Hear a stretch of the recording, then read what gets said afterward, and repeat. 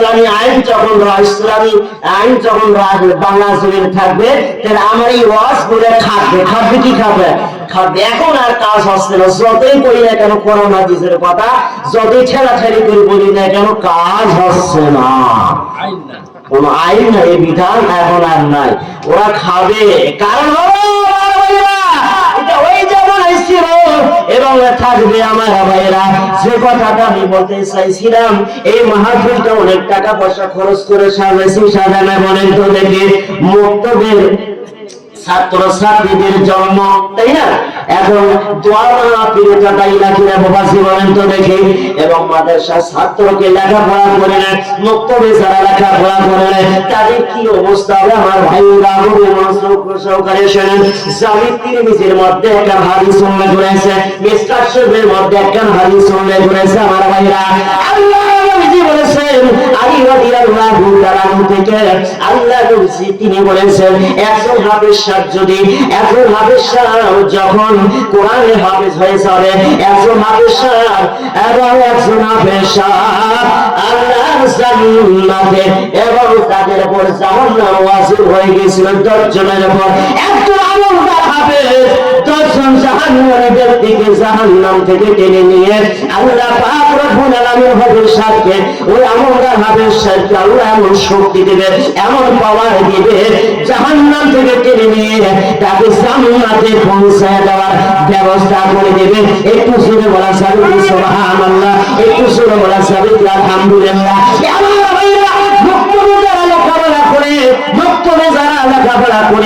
যারা কোরআন শরীফ শিখতেছে, যারা কোরআন শরীফ শিখতেছে, যারা হাদিস শিখতেছে, যারা নবীর হাদিস শিখতেছে, যারা নামাজ পড়তেছে, আমার বাবু হুজুর ভাই অনেক ছাত্র ছাত্রীদেরকে কোরআন শিখেছে। সেটা বলেন তো দেখি, এই লোকটা যদি মারা যায়, ওই ছাত্র ছাত্রীরা যত রাকাত নামাজ পড়বে, যত জনকে কোরআন শরীফ শিক্ষা দিয়েছে, এই কোরআনের সবের আমল নামায় যাবে কি? যাবে না, যাবে? মাদ্রাসায় মুক্তবে পড়া লাভ নামাজ আমার ভাইরা। কারণ হলো এখানে দান করলে সব পাওয়া যাবে কি যাবে না? অবশ্যই সব পাওয়া যাবে আমার ভাইরা। এই মুক্তবের ছাত্র, মাদ্রাসার ছাত্র, আল্লাহ নবী তিনি বলেছেন, কোন তালিমের ছাত্র কবরের পাশ দিয়ে যদি যায়, আল্লাহ নবী বলেছেন কবরবাসীর কবর আযাব আল্লাহ পাক রব্বুল আলামিন ওই তালিমের ছাত্র রসিলায় করে আল্লাহ 40 দিন পর্যন্ত মাইয়াদের কবর আযাব আল্লাহ মাফ করে দেয়। একটু সুরে বলা যাবে কি সুবহানাল্লাহ। এই জান্নাতের বাগানে যারা এসেছেন, এখান থেকে যদি আপনারা এই সময়ের ভিতরে যদি আপনি মারা যান, আল্লাহ পাক রব্বুল আলামিন, আল্লাহর নবী হাদিস শরীফের ভিতরে তিনি বলেছেন, আল্লাহ পাক রব্বুল আলামিন তাকে সঙ্গে সঙ্গে জান্নাত দান করবেন। একটু সুরে বলা যাবে কি সুবহানাল্লাহ, একটু সুরে বলা যাবে কি আলহামদুলিল্লাহ। একটু দরুদ শরীফ পড়েন, আল্লাহুম্মা সাল্লি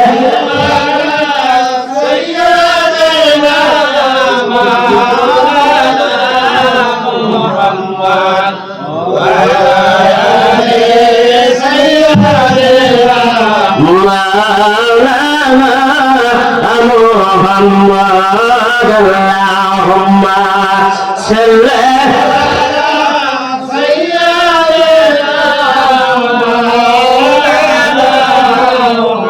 محمد وعلى آل سيدنا।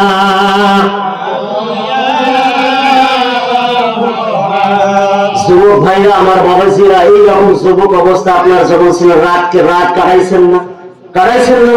আপনারা কি আজকে আমার সাথে সারা রাত কাটাতে পারবেন তো? হাত তুলে দেখুন তো, কারা কারা করবেন?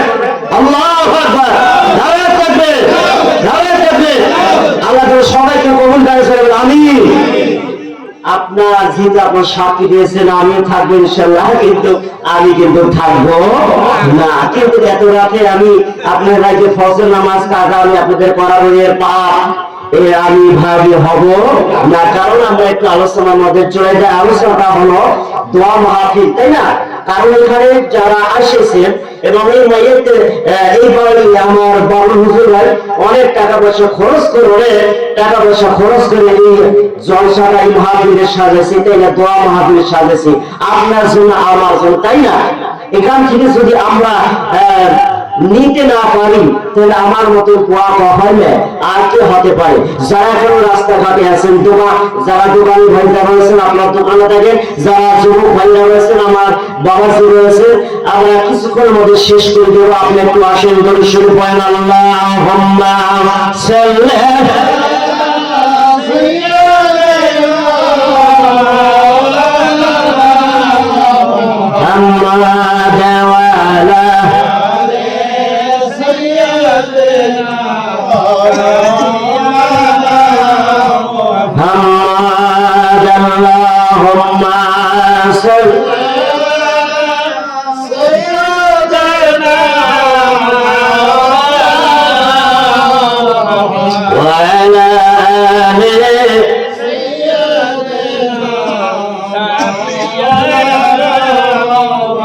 আমার ভাইরা গভীর সরকারের সঙ্গে সহি মুসলিম শরীফের ভিতরে হাদিস কামের মিসকাত শরীফের ভিতরে হাদিস কামের মিসকাত শরীফের কাদের মধ্যে হাদিস কামের আনাস ইবনে মালিক রাদিয়াল্লাহু তাআলা আন্না রাসূলুল্লাহ সাল্লাল্লাহু আলাইহি ওয়াসাল্লাম মা কাসাবি রাসূলুল্লাহ ক্বালা মা আতিতু লাহা মিন কাসির সালাতি ওয়া নাসাবি ওয়া সাদাকাতি ওয়ালাকিন্না উহিব্বুল্লাহু ওয়া রাসূলুহু ক্বালা আমদানা মান আহলিকা সুবহানাল্লাহ। সহিহ মুসলিমের শরীফের ভিতরে একটা সুন্দর হাদিস, আল্লাহর নবীর মহব্বতের হাদিস। আমার ভাইরা গভীর মুসলিম সরকারের শোনেন, একজন আরবী ব্যক্তি, কি ব্যক্তি বলেন? একজন আরবী ব্যক্তি আল্লাহ নবী যদি বলেন রাসূলুন, পুরুষ, রাসূল মানে পুরুষ মানে ব্যক্তি, আল্লাহ নবীকে জিজ্ঞাসা করল মা তাসাতু, সালান নবী নবীকে জিজ্ঞাসা করলেন, সালান নবী নবী রাসূলুল্লাহ জিজ্ঞাসা করলেন মা তাসাতু ইয়া রাসূলুল্লাহ, হে ইয়া রাসূলুল্লাহ হাবিবাল্লাহ, কিয়ামত কোন দিন হবে? কিয়ামত কোন দিন সংঘটিত হবে? আল্লাহ নবী বলেছেন, আল্লাহ নবী তিনি বললেন কিয়ামত শুরু হবে, কিয়ামতের জন্য তিনি কি মালসামানা জোগাড় করে গেছো, তুমি কি বস্তু প্রস্তুত করে রেখেছো?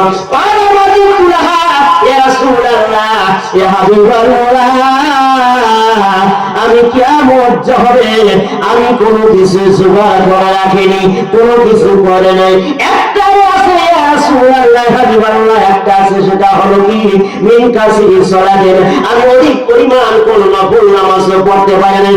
মিন কাসিরি সালাতিন, আমি অধিক পরিমাণ নফল নামাজ পড়তে পারি নাই। ওয়ালা সাওমিন, আমি অধিক পরিমাণ নফল রোজা রাখতে পারি নাই। ওয়ালা সাদাকাতিন ইয়া রাসূলুল্লাহ হাবিবাল্লাহ, আমি অধিক পরিমাণ নফল সাদকা করতে পারি নাই। ওয়ালাকিন্না উহিব্বুল্লাহু, তিনি বলতেছেন ইয়া রাসূলুল্লাহ ইয়া হাবিবাল্লাহ, ইয়া রাসূলুল্লাহ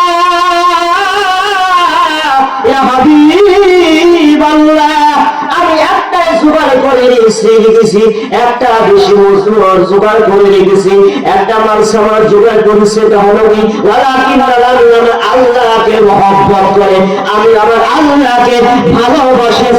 সুবহানাল্লাহ ওয়া রাসূলুহু, আমি আমার আল্লাহর নবীকে মহব্বত করে, আমি আমার আল্লাহর নবীকে ভালোবাসি। সুবহানাল্লাহ, সবে কি সুবহানাল্লাহ। আল্লাহ নবী বলেন আনতা মা'a, তাহলে তুমি তার সঙ্গে তোমার হাসর নাসর হবে। একটু সুরে বলা যাবে কি সুবহানাল্লাহ, একটু সুরে বলা যাবে আলহামদুলিল্লাহ। আপনি যদি ভালোবাসা মেয়ের সঙ্গে করেন, মেয়ের সঙ্গে আপনার হাসর নাসর হবে। হাদিস থেকে এটা বোঝা যায় কি যায় না? আপনি যদি বিড়ি ঘরের সাথে করেন, বিড়ি ঘরের সঙ্গে হবে। আপনি যদি সুদ ঘরের সঙ্গে করেন, সুদ ঘরের সঙ্গে হবে। আপনি যদি হাফেজ সাহেবের সঙ্গে মহব্বত করেন, হাফেজ সাহেবের সঙ্গে আপনার হাসর নাসর হবে। আপনি যদি কোন আল্লাহ নবীর সঙ্গে করেন, আল্লাহ নবীর সঙ্গে আপনার হাসর নাসর হবে। আপনি যদি কোন মূর্তির সঙ্গে করেন, মূর্তির সঙ্গে হাসর নাসর হবে। আপনি যদি কোন হিন্দুর সঙ্গে করেন, হিন্দুর সঙ্গে আপনার হাসর নাসর হবে। হাদিস থেকে এটাই আমরা জানতে পারলাম। কথা বলা কিতাবে যে আমারা আল্লাহ নবীকে ভালোবাসতে হয়, আল্লাহ নবীর দরুদ, আল্লাহ নবীর উপর মিলাদ পড়া লাগবে কি লাগবে না? লাগবে তো। কারণ হলো এখানে অনেকে তো মন বেজা করবে, সেটা ফির এক এমন হুজুর নিয়ে আসলো, বাবুল হুজুর ভিড় মিরার পড়াই, তাই না? এরকম কোশ্চেন হতে পারে কি পারে না, তাই না দাদা? এখন আমার কথা শোনেন, করা না করা আপনার ব্যক্তিগত ব্যাপার, তাই না বাবাজিরা? আমি এখানে আপনাকে গালি দেওয়ার জন্য এসেছি? আমি কোরআন হাদিসের কথা বলার জন্য এসেছি। আমি যে কিতাবগুলোর নাম বলছি বলবো, এর আগে বলেছি আপনি কিতাবগুলো রিসার্চ করবেন, কিতাবগুলো পড়বেন, কিতাবগুলো মোতালা করবেন, অবশ্যই এই দলিলগুলো আপনি পেয়ে যাবেন। যেরকম আলহামদুলিল্লাহ, আমি আপনাদেরকে একটা দরুদ শরীফ শোনাবো আল্লাহ নবীর মিলাদ সম্পর্কে, আল্লাহ নবীর উপর কিয়াম সম্পর্কে। আল্লাহ নবীর উপর কিয়াম এবং মিলাদ এটা হলো মুস্তাহাব, কি কাজ বলবো বাবাজিরা? মুস্তাহাব কাজ, মুস্তাহসান কাজ। এবং যেমন শোনেন, আপনি নফল রোজা রেখেছেন, নফল রোজা রেখেছেন, এমনি আমায় বোঝেন তো, এমনি ইচ্ছা, নিজের ইচ্ছা ভেঙে ফেললেন, তাহলে এই নফল রোজার অবস্থা কি হবে? ফতোয়া স্বামীর ভিতরে এসেছে যে এই নফল রোজাটা আপনার জন্য আদায় করা ফরজ। কি ফরজ? শুনেন, এখান থেকে ফতোয়া স্বামী থেকে আমরা দলিল সাবেত করলাম, আমরা দলিল পাইলাম। এমন যদি নফল নামাজ ইচ্ছা কিন্তু ভেঙে ফেলেন, কোনো নাই, কোন সমস্যা নেই, এমনি ভেঙে ফেলেন, তাহলে এই নফল রোজা রাখাটা আপনার জন্য ফরজ হয়ে দাঁড়াবে। আলহামদুলিল্লাহ, যেরকম সুবহানাল্লাহ। কারণ হলো মিলাদ এবং কিয়াম, মিলাদ এবং কিয়াম এটা হলো মুস্তাহাব কাজ, মুস্তাহসান কাজ। করলে সব আছে, না করলে কোনো গুনাহ নেই, পাপ নেই। এর বিরুদ্ধে যদি আপনি ফতোয়া দেন, তাহলে আপনার জন্য এটা আদায় করা খরচ। কথা বুঝতে পেরেছেন? কথা কি আমি আপনাকে বুঝাতে পারলাম? তাহলে শোনেন দাদা, মিসকাত শরীফের হাদিস, আল্লাহর নবীজি মিসকাত শরীফের হাদিস সুন্দর কয়েকখানা হাদিস এখানে আছে আমার ভাইয়া, গভীর মনোযোগ সহকারে শোনেন। এটা দায়রা শরীফের ভিতরে রয়েছে। ওয়ান মুহাইবা এটা ওয়াহাবিন আন্নাকা বান্দাখালা আলা আয়েশা রাদিয়াল্লাহু তাআলা আনহা যাকারা ফাযাকারা রাসূলুল্লাহ সাল্লাল্লাহু আলাইহি ওয়াসাল্লাম ফাআলা কাবিল মামিন ইয়াউমিন ইয়াতালাউল্লাহ নাযালা সাবুন আলফান মিনাল মালাইকাতি হাত্তা ইয়াফুদি قبري رسول الله صلى الله عليه وسلم يدينون بأسنانهم ويصلون على رسول الله صلى الله عليه وسلم حتى إذا أمسى رأيت وحبط مثله فصنعوا مثل ذلك حتى إذا انشقت عنه الأرض خرج في 70 ألفا من الملائكة يسبونه يكسرون على ذلك سبحان الله يكسرون على ذلك الله أكبر بالشرك دامي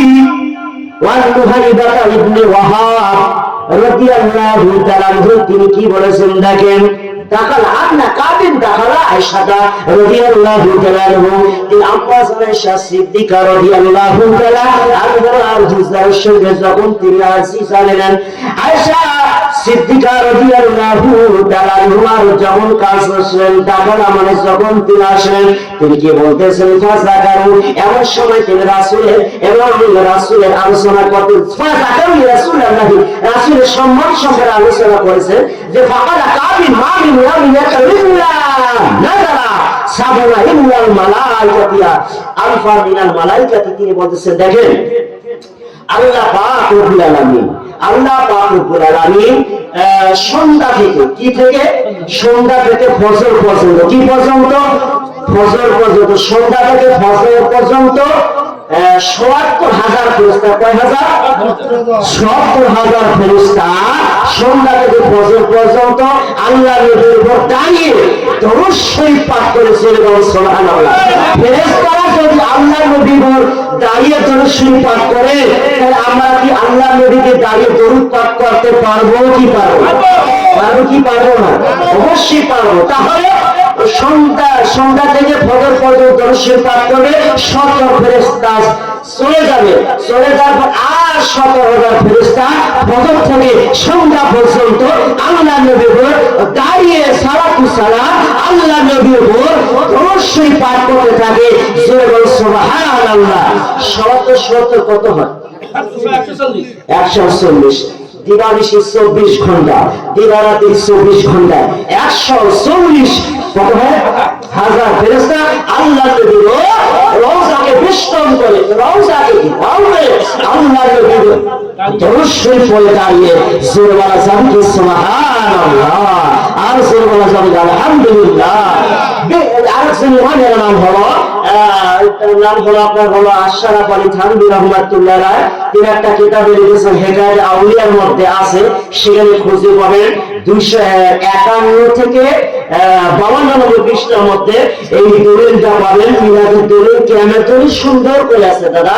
আর একটা হলো শাইখ আব্দুল হক মুহাদ্দিস দেলভী রাহমাতুল্লাহ আলাইহি আখবার আখিরের মধ্যে তিনি একটা দলিল উল্লেখ করেছেন, আয় আল্লাহ মেরি কোই আমল दूसरा नहीं है जिस आपके दरबार में पेश करने के लायक समझो मैं আমার में ফাসদা নিয়ে তিনি বলতেছেন আল্লাহ আমি নামাজ পড়েছি, হজ করেছি, আমার এই আমলগুলো কবুল হতে পারে না হতে পারে, এই আমলের ভিতরে ভুল ত্রুটি থাকতে পারে। ইয়া রাসূলুল্লাহ হাবিবাল্লাহ, আল্লাহ গো আমি আপনার হাবিবের মিলাদ শরীফ পড়ি, দরুদ শরীফ পড়েছি, আমি জানি এই দরুদ ওসিলা করে এই মিলাদের মাধ্যমে আল্লাহ আমার সমস্ত আমল আল্লাহ তুমি কবুল করে নাও। এই বলে তিনি দোয়া করতেন আল্লাহ পাক রব্বুল আলামিন তার আমলগুলো দরুদের খাতিরে মিলাদের খাতিরে আল্লাহ পাক রব্বুল আলামিন কবুল করে নিয়েছেন। সুবহানাল্লাহ, আর সুবহান আলহামদুলিল্লাহ। শাইখ আব্দুল হক মুহাদ্দিস দেলভী রাহমাতুল্লাহ আলাইহি মদিনার মসজিদে মদিনা শরীফে রাসূলের রওজা পাকের কাছে তিনি তার ছাত্রদেরকে হাদিস পড়ে পড়ে বয়ান করতেন, শোনাইতেন। ঘটনাক্রমে লম্বা আলোচনা আমার ভাইরা শাইখ আব্দুল হক মুহাদ্দিস দেলভী রাহমাতুল্লাহ আলাইহি আল্লাহর নবী স্বপ্নের ভিতরে দেখা দিলেন, শাইখ আব্দুল হক মুহাদ্দিস দেলভী রাহমাতুল্লাহ আলাইহি তুমি আমার পাগল হয়ে গেলা কেন? তুমি আমার জন্য পাগল হয়ে গেলে কেন? তোমাকে চলে যেতে হবে পাক ভারত উপমহাদেশে।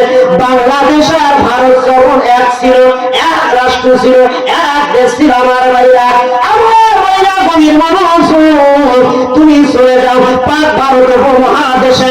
কারণ হলো সেখানে মুসলমানদেরকে অন্যায় অত্যাচার করেছে, সেখানে যা তুমি দিন প্রচার করো, সেখানে যাবার কালেমা প্রচার করো, সেখানে যা তুমি কালেমার দাওয়াত দাও। এইভাবে করে শাইখ আব্দুল হক মুহাদ্দিস দেলভী রাহমাতুল্লাহ আলাইহি আল্লাহ নবী তাকে এই পাক ভারত উপমহাদেশে পাঠাইয়া দিল। যার হাদিস তিনি সুন্দর থেকে মক্কা থেকে মদিনা থেকে হাদিস এনে কোরআন কিতাবের আপনার ভাবে মুহাদ্দিস বানেন, শাইখুল হাদিস বানেন আমার ভাইরা। তিনি মিলাদ কিয়াম করেছেন, একটু জোরে বলা যাবে কি সুবহানাল্লাহ।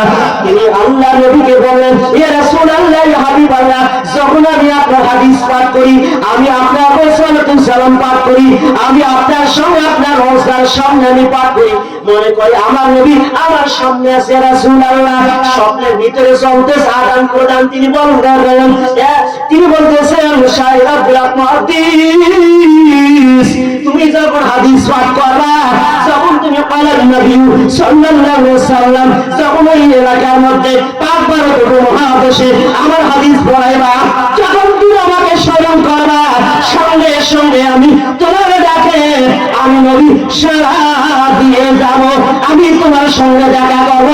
একটু জোরে বলা যাবে কি সুবহানাল্লাহ। শুধু কি তাই নয় আমার ভাইরা, দেওয়ান মাদ্রাসা যিনি প্রতিষ্ঠাতা ছিলেন কাজী মোহাম্মদ নানুতুবি রাহমাতুল্লাহ আলাইহি স্বপ্নের ভিতরে আল্লাহ নবী থেকে দেখা দিয়েছিল, নানুতুবি এই জায়গার মধ্যে তুমি তোমার লাঠি দিয়ে জায়গায় দাও। নবী যেদিকে স্বপ্নের ভিতরে ডাক দিয়ে দিয়েছে কাছের নানুতুবি ওই জায়গার মধ্যে দেওয়ান মাদ্রাসা প্রতিষ্ঠিত হয়েছে। সুবহানাল্লাহ।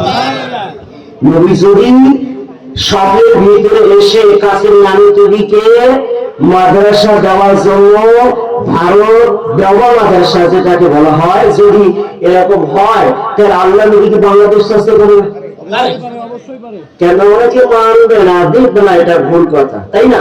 এখন শুনুন দাদা, মারা না মারা তাদের ব্যক্তিগত ব্যাপার।